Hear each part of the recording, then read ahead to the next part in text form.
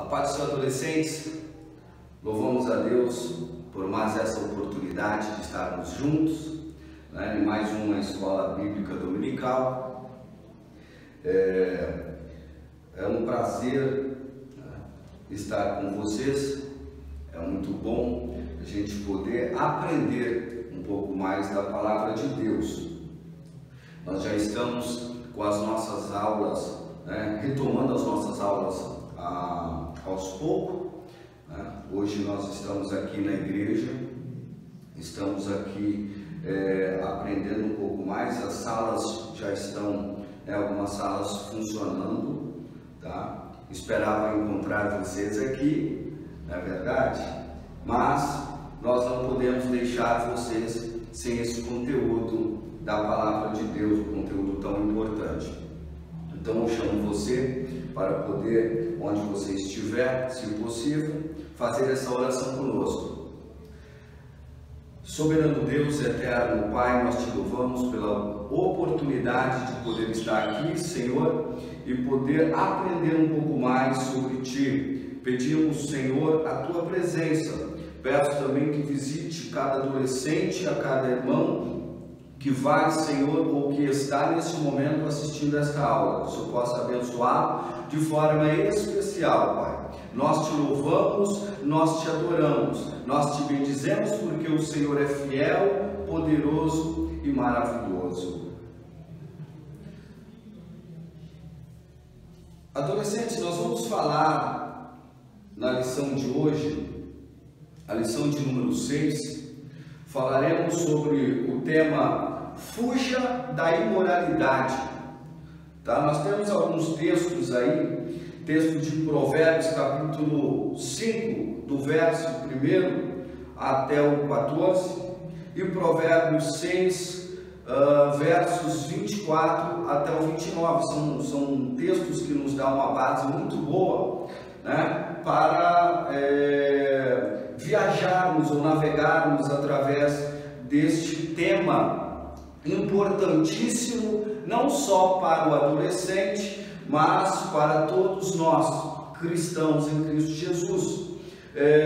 O nosso texto de destaque, ele se encontra no livro de Provérbios, no capítulo de número 25, versos de número 28, que diz o seguinte: como cidade derrubada que não tem muros, assim é o homem que não pode conter o seu espírito.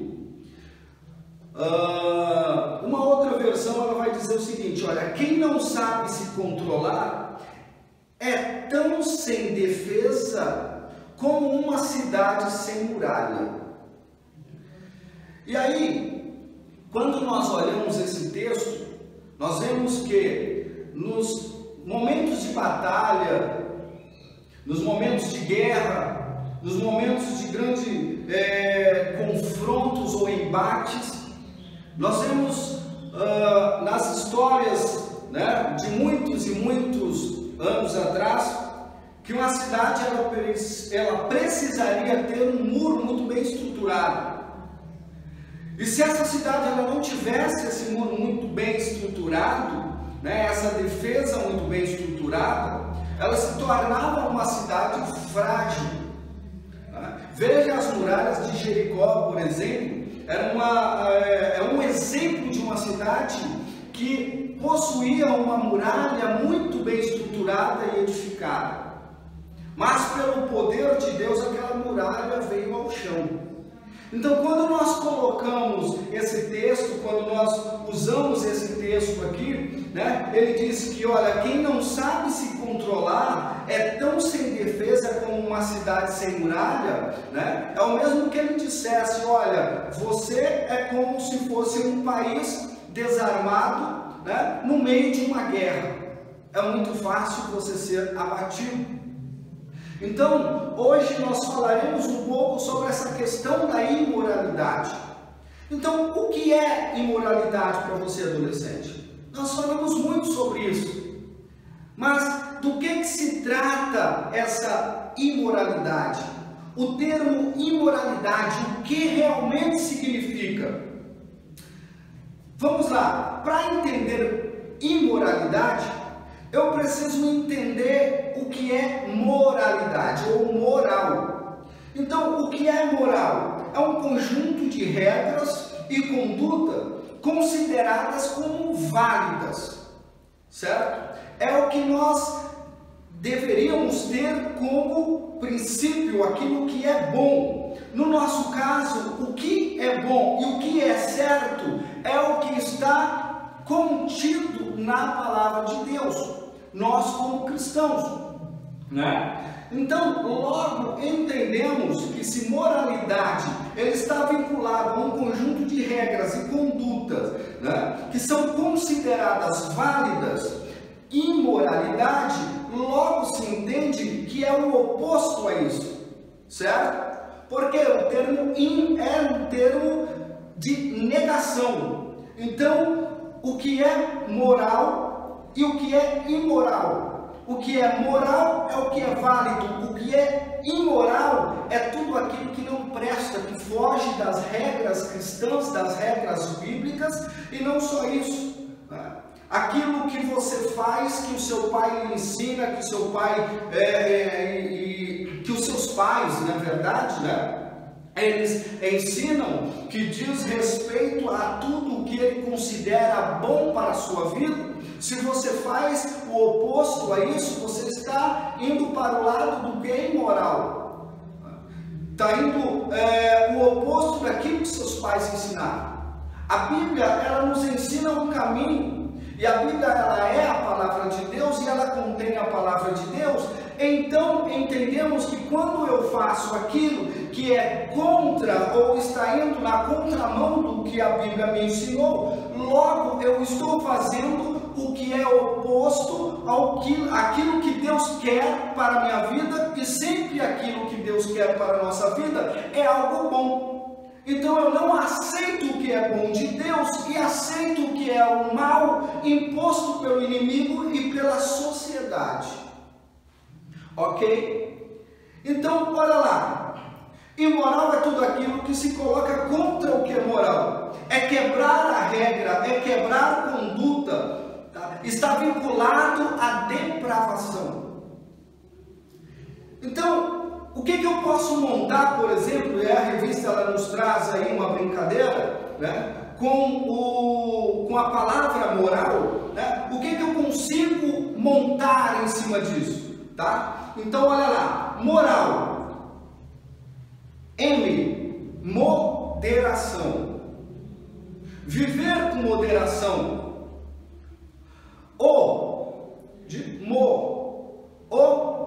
oração, viver debaixo da oração.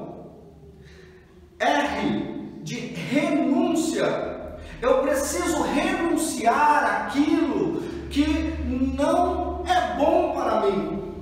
Por vezes, né, e olhando de forma superficial, eu posso até entender que aquilo talvez seja interessante, talvez seja bom. Mas Deus, ele já conhece o que pode acontecer comigo se eu fizer aquilo, ou se eu tomar aquela decisão de forma, né, não certa, né, ou de forma errada. Quais são as consequências que podem vir sobre a minha vida com aquela ação? Logo, eu preciso renunciar ao que é mal. A, de amor de Deus. O amor de Deus, ele nos envolve, o amor de Deus, ele atinge a todos nós. Se você querer, né, se você quiser ou não, isso não vai mudar o fato de que Deus, ele amou o mundo de tal maneira que ele enviou o seu Filho para que pudesse morrer por nós. Isso não muda, gente. Vocês podem fazer o que vocês quiserem, mas essa questão não muda. O amor de Deus, ele está aí, e ele está para ser vivido, e cabe a nós tomarmos a decisão de aceitar este amor ou não. O fato de aceitar que Cristo reja a nossa vida, o fato de aceitar que Deus direciona os nossos caminhos, né, e viver este amor de Deus na sua plenitude, ou preferir não viver de acordo com aquilo que Ele nos instrui. E o L, né, finalizando a palavra moral, que é leitura bíblica. De que forma é que eu posso vencer o mal? Através do conhecimento da palavra de Deus. E eu só posso conhecer a palavra de Deus estudando a palavra de Deus.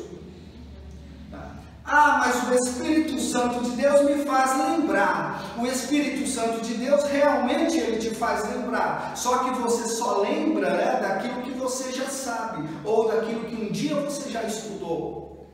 Então não adianta você chegar numa prova sem estudar e sem conhecer nada sobre a matéria e querer tirar um 10 naquela prova, porque o Espírito Santo de Deus vai te fazer lembrar. Não, o Espírito Santo ele só consegue fazer lembrar aquilo que está já aqui dentro da sua mente de alguma forma, e aquilo você não consegue trazer à tona. Então o Espírito Santo de Deus vai lá, pega aquilo, traz para frente e fala: está aqui, filho. Não é? Então ele faz nos lembrar, mas para isso eu preciso estudar, eu preciso entender o que a Bíblia diz para que eu possa fazer ou não, o que a Bíblia, a palavra de Deus, ela considera como sendo verdadeiro ou não. 2 Timóteo 2:22 diz o seguinte: foge também dos desejos da tua mocidade e segue a justiça, a fé, o amor e a paz, com que os que um coração puro invocam ao Senhor. Então, olha lá, o que há de destaque para nós aqui, 2:22, foge também dos desejos da tua mocidade.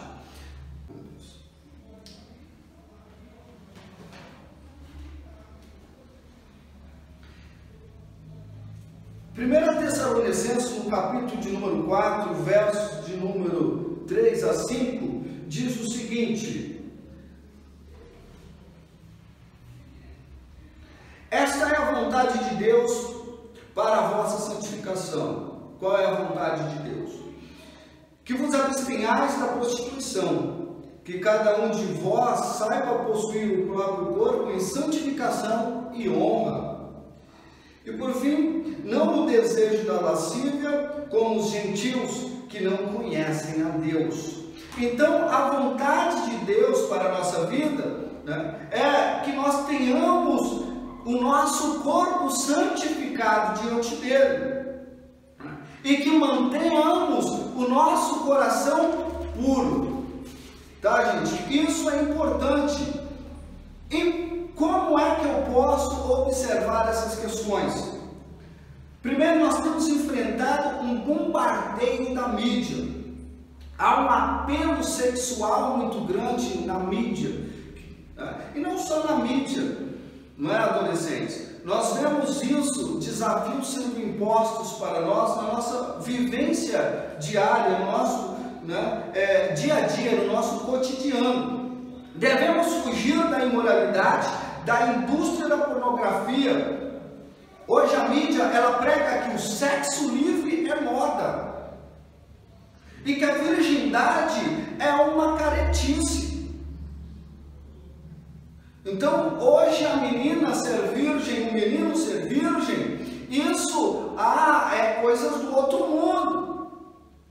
Mas Deus nos diz que nós devemos manter o nosso corpo puro e santificado, uma mente santificada, porque se Deus nos encontra num pecado deste, porque é pecado, o sexo antes do casamento, e isso nós vamos falar logo mais na frente, tá?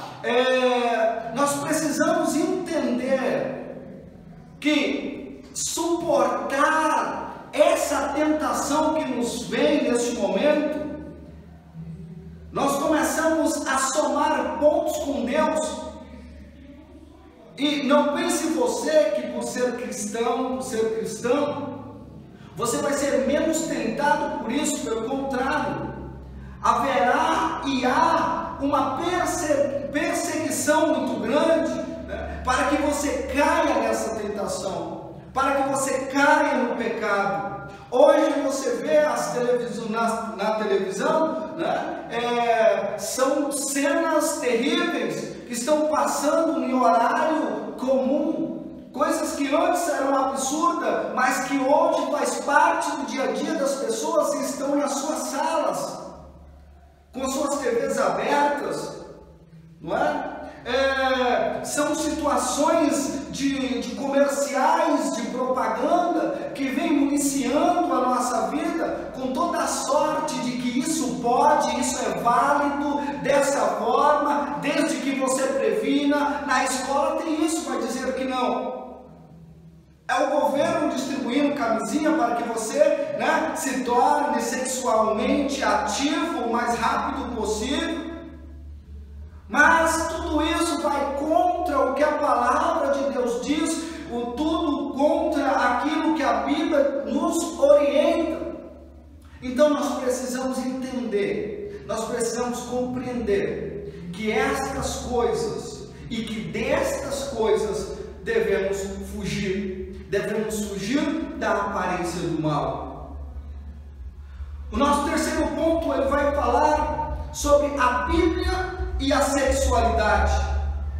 Segundo Timóteo, no capítulo 2, 22, segundo Timóteo 2, 22,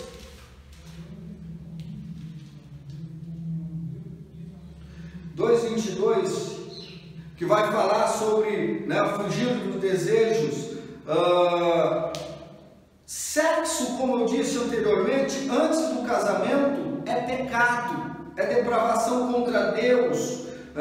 Nós devemos fugir, né, da escravidão da pornografia ou da sexualidade. Sexo é pecado? Não, sexo não é pecado. Não é pecado desde que feito de acordo com a orientação que a Bíblia nos passa. De acordo com a orientação, né, dada por Cristo a todos nós. E a orientação é que este ato deve ser consumado. Veja que nós vamos encontrar lá em Gênesis que deixará o homem a sua mãe e o seu pai e unirá-se à mulher e tornarão uma só carne, né? Então o ato, né, de consumação do casamento, ele se dá, né, no ato sexual em si, envolvendo duas pessoas que se amam. Gente, isso é muito sério, porque a consequência, né, existem vários tipos de pecado. Diante de Deus não existe pecado pequeno e pecado grande, tudo é pecado.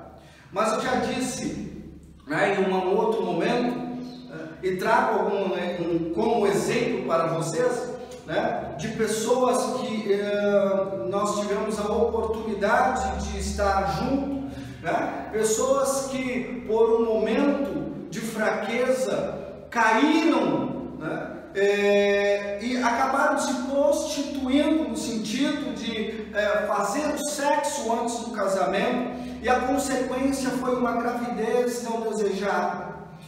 E não só isso, Leandro, uma gravidez não desejada, essa foi a consequência. Não, o que eu tenho que entender é que a consequência é: você tem que privar a sua vida, no sentido de, por vezes, ter que escolher cuidar do seu filho ou estudar. Então você vai cuidar do seu filho e você deixa de estudar, sua vida profissional começa a ficar para trás. Filho é bênção de Deus, sempre filho é bênção de Deus, né? Mas quando esse filho ele vem num momento inoportuno, né, você deixa de, não é que você vai deixar de amar, mas você vai deixar de viver as suas coisas. Você vai ter que amadurecer muito rápido. Então é uma consequência que vai para a sua vida toda, não é uma consequência momentânea. Pensa você, menina nova, com uma criança, o pai deixou vocês, obviamente, e agora você tem que cuidar do seu filho sozinho ou juntamente com seus pais.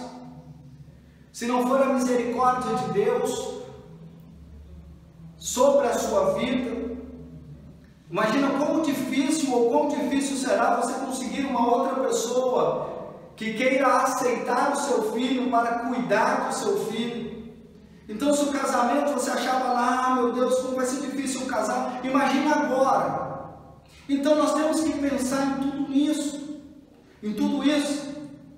Mas, entenda que em todas essas ações você decepciona a Deus. Você desagrada a Deus.